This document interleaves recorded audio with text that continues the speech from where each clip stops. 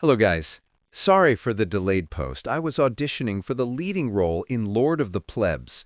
But anyways, it's Gumbo here, and today we're going to discuss what is skill damage, why is it the worst of the damage types, and how we can fix it moving forward. Roll the intro. Gumbo in the pot, thick steam in the air. Season it heavy, got the spices to scare. My siege drops fire, watch the towers crumble. Archers take flight, but they fumble in the jungle. Blades clash loud, infantry in the grind. Cavalry charge, but they fall behind. It's the flavor of war, every bite is a lesson. Pew-Tang Clan's the ultimate weapon. Pew-Tang Clan ain't nothing to mess with. Pew-Tang Clan ain't nothing to... Okay, so this video is going to get a lot of hate, but hear me out. Okay, before you get your torches ready. Little pig, let me in. So first, what is skill damage?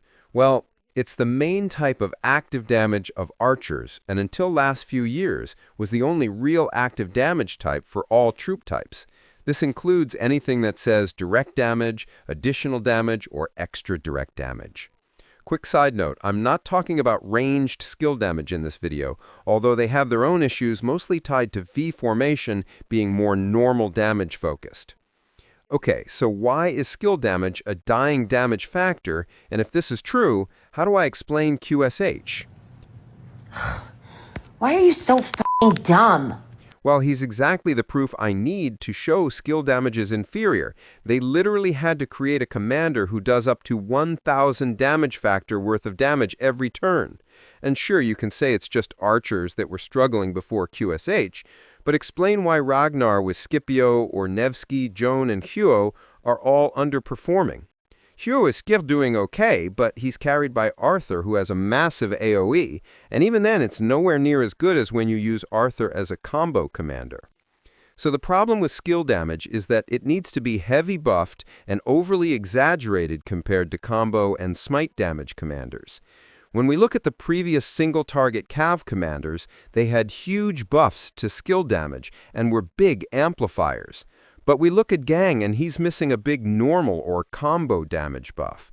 But let's be honest, skill damage has so many ways to reduce it that it has to overcompensate through big amplifiers or massive damage amounts, and even then it underperforms. I'll give you proof. ZL and Achilles both have a 5-target, 2,000 damage factor active skill. And yes, I know Achilles deals his at 2 attacks of 1,000, each per target, but it's basically same thing, right? And also, yes, Achilles has Butterfly, and Combo has its own unique abilities with instant procs that gives it an advantage, but you can see how one damage factor hits much harder than the other with same amounts of damage. So, with so many ways like talents and talent trees and commander skills, how do we fix the balance? Well, with time and some changes. If they only start giving Cav skill damage reduction, infantry combo damage reduction, and archers smite damage reductions, that starts to balance things out, but currently it makes no sense infantry can reduce skill damage.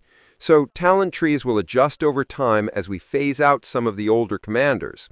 Another issue is the new garnisons that are coming out seem to only really want to reduce skill damage, seems to further create a disparity between skill and normal damage types. A new formation may help some as well, but we will wait to see what changes that brings. Last point is that Archer may be dead in the water if they don't keep releasing commanders at least close to the power of QSH. Or possibly taking a damage over time effect would also help make skill damage better, as it helps raise the difference in damage amount dealt between you and your target, which leads to more sev wounds if we still accept John Wick's testing from ancient times. Back in my day, we did things a little different. You kids don't even know.